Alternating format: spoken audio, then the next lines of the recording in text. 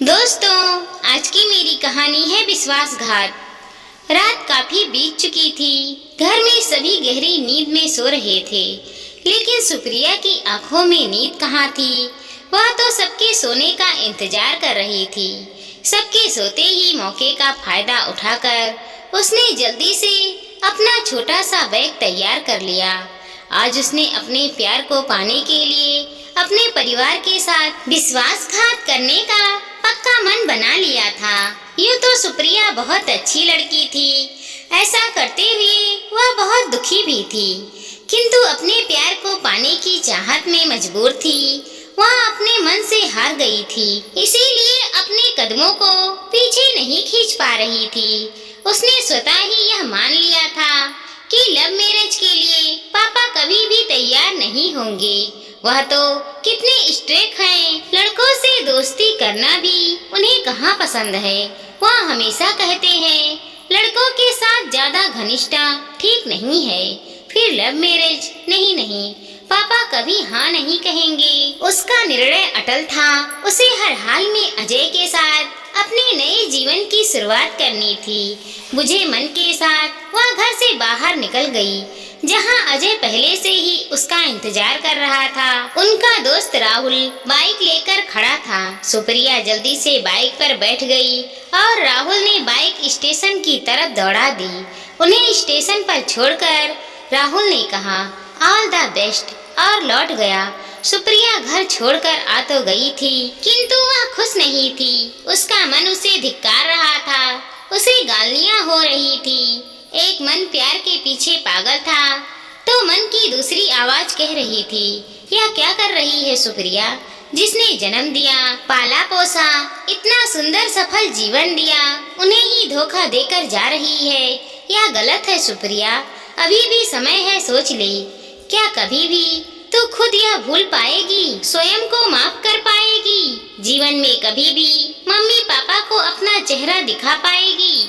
उनसे नजरें मिलाकर उन्हें मम्मी पापा कहकर पुकार पाएगी? इन ख्यालों में घिरी सुप्रिया ने अजय से कहा अजय, मुझे लगता है हमने बहुत गलत निर्णय लिया है। अभी भी देर नहीं हुई है। अजय, हमें वापस घर चले जाना चाहिए। कैसी बात कर रही हो सुप्रिया, कितनी मुश्किल से यह मौका मिला है। देखो, घर जाकर फिर तुम पछताओगी। हो सकता है हमारे इस रिश्ते के लिए कोई तैयार ना हो और हमें हमेशा के लिए जुदाई सहनी पड़े। नहीं अजय, मैं तुम्हारे बिना अपने जीवन की कल्पना भी नहीं कर सकती। तो फिर सुप्रिया, यह समय यह सब बातें सोचने का नहीं है। एक बार हम शादी कर लेंगे, फिर दोनों के पापा मम्मी मान ही जाएंगे। सुप्रिया का मन नहीं मान रहा था, फिर भी वह अजय का हाथ पकड़कर उसका साथ दे रही थी। तभी उसे प्लेटफार्म पर कुछ गरीब लोग दिखाई दिए, जिसमें एक महिला थी। उसके आसपास सभी गहरी नींद में सो रहे थे।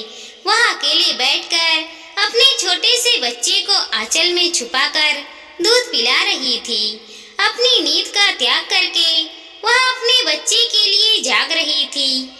कुछ कदम आगे चलने पर उसने देखा 2-2.5 साल का एक बच्चा बहुत रो रहा था।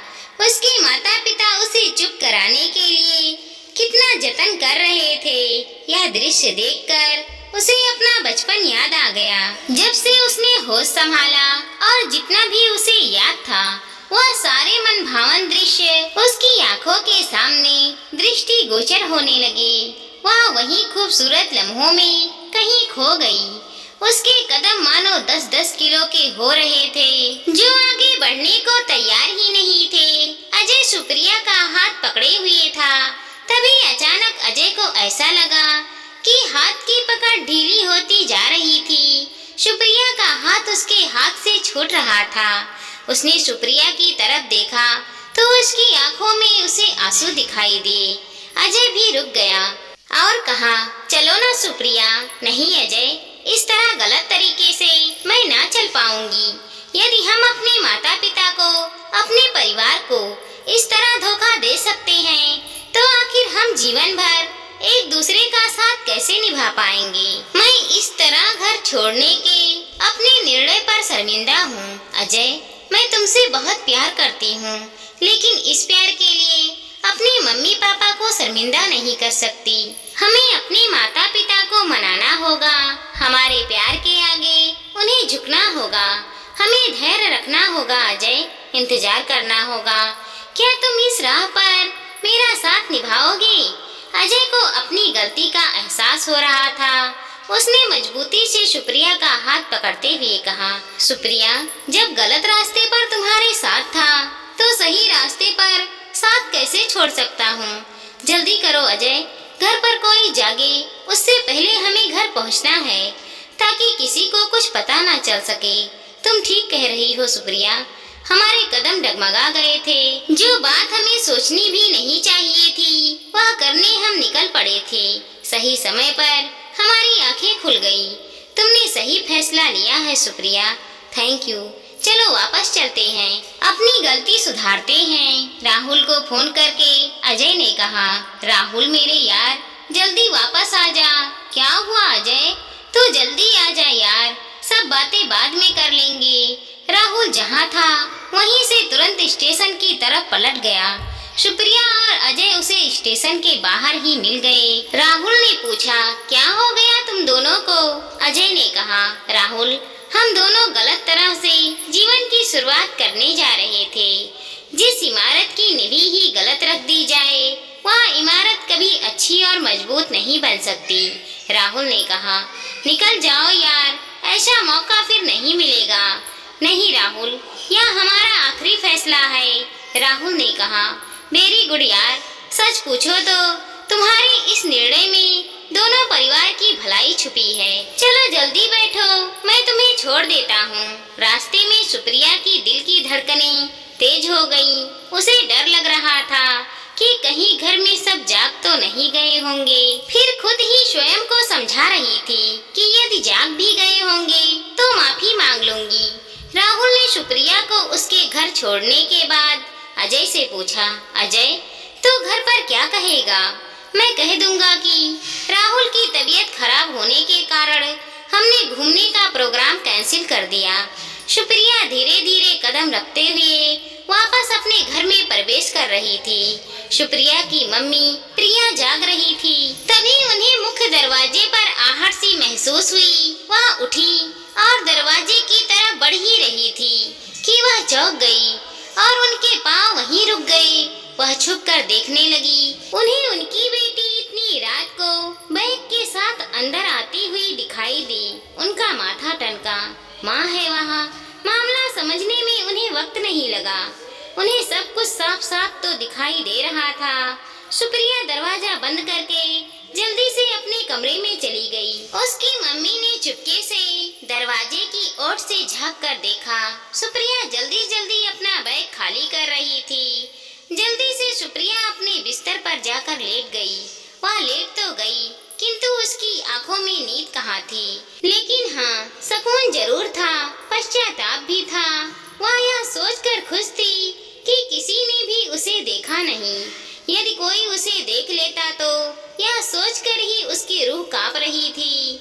वह सोच रही थी कि वह अपने मम्मी पापा को इतना बड़ा कभी न खत्म होने वाला दुख देने वाली थी।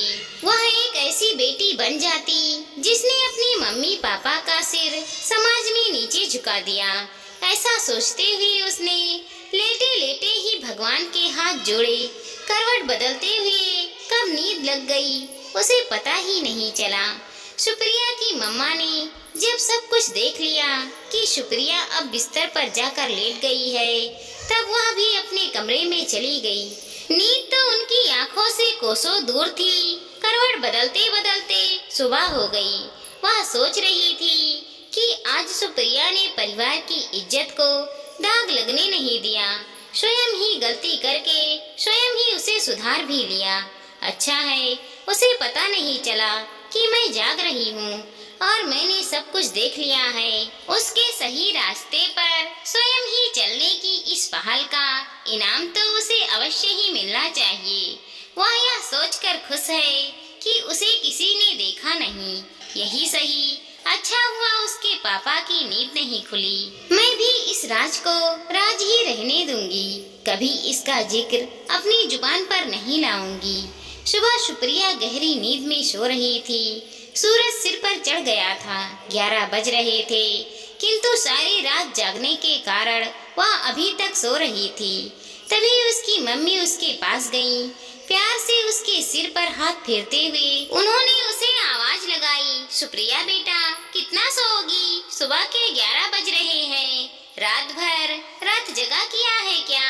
चलो उठो। अनजान बनते हुए सुप्रिया ने कहा, अरे मम्मा, नींद लग गई थी, लेकिन अब उठ गई हूँ। मेरी सबसे प्यारी मम्मा। इतना कहते हुए उसने प्रिया की गोद में अपना सिर रख लिया और ऊपर नजरें उठाकर अपनी मम्मी की तरफ देखा। उसे ऐसा लग रहा था मानो माँ की आंखों से प्यार की बारिश हो रही थी, जिसकी बौछारें उसके तन मन को भिगो रही हैं। उसने प्रिया को किस करते हुए कहा, मम्मी आई लव यू, आप कितनी प्यारी हो। सुप्रिया के यह शब्द प्रिया के कानों में अमृत रस घोल रहे थे। तभी प्रिया ने कहा, सुप्रिया, कल रात को इतना सुनते ही सुप्रिया का दिल धक से हो गया। तुम्हारे पापा कह रहे थे कि प्रिया से पूछ लो कोई है क्या उसके लाइफ में, वरना फिर मैं लड़का ढूंढना शुरू कर देता हूँ। क्या मम्मी, इतनी भी जल्दी क्या है पापा को? अच्छा, मतलब कोई नहीं है, इसीलिए तुम्हें जल्दी भी नहीं है। ठीक है, मैं कह दूंगी तुम्हारे पापा से कोई नहीं है उसकी लाइफ में। अरे है ना मम्मी? हाँ, अब आई ना सच्ची बात मुंह पर। बताओ वो कौन है, मैं तेरे पापा से बात करूंगी। सुप्रिया अपनी मम्मी को अजय और उसके परिवार के बारे में सब कुछ बता दिया और पूछा, पापा मान जाएंगे मम्मा? वह तो कितने स्ट्रिक्ट हैं, अपने बच्चों की सही बात भी ना सुने और नाराज हो जाएं। ऐसा नहीं होता बेटा, तुम्हारे पापा भी ऐसे नहीं हैं। हाँ, तुम्हारी पसंद अच्छी और सही जरूर होनी चाहिए, क्योंकि यह तुम्हारे पूरे भविष्य का सवाल है बेटा। दूसरे दिन सुप्रिया के पापा मम्मी रात को उसके कमरे में आए। उसके पापा ने कहा, सुप्रिया बेटा, मैंने सुना है तुमने अपने लिए किसी को पसंद कर लिया है। कौन है वह? मुझे भी बताओ। पापा वाह, इतना कहकर सुप्रिया चुप हो गई। बेटा, डरने की कोई बात नहीं है, आराम से सब कुछ बताओ। पापा, उसका नाम अजय है, आईटी कंपनी में काम करता है। उसके पापा बैंक में मैनेजर हैं और माँ स्कूल में टीचर है। फिर तो मिलना पड़ेगा बेटा, कब मिलवाओगी? पापा, आप नाराज तो नहीं है ना? नाराज क्यों होऊंगा बेटा? दुख तो तब होता बेटा जब तुम कोई गलत कदम उठाती। तुमने तो सोच समझकर अपना जीवन साथी पसंद किया है, यह तो खुशी की बात है। उसके पापा ने खुशी से यह रिश्ता स्वीकार कर लिया। आज सुप्रिया को लग रहा था जो बात इतनी आसानी से हो सकती थी, उसे वह नासमझी में कितनी पेचिद बना रही थी और कितने गलत रास्तों को चुनने के लिए तैयार थी। यह सोचकर कि पापा स्ट्रिक्ट हैं, वह मना कर देंगे। दोस्तों, बच्चे नादान और नासमझ होते हैं। नादानी में कोई भी कदम उठाने को तैयार हो जाते हैं। लेकिन सुप्रिया एक होशियार लड़की थी जो अपनी मम्मी पापा की इज्जत को दांव पर लगाना नहीं चाहती थी। आज उसकी मम्मी पापा का गांव में क्या इज्जत रह जाती जो सुप्रिया घर छोड़कर भाग जाती। इसीलिए सुप्रिया का मन नहीं माना, वह घर छोड़कर नहीं गई। आज अपने मम्मी पापा के फैसले पर उसे नाज हो रहा था। अजय भी सुप्रिया के फैसले पर गर्व महसूस कर रहा था। आज सुप्रिया और अजय की शादी होने जा रही थी। अजय का तो खुशी का ठिकाना नहीं था।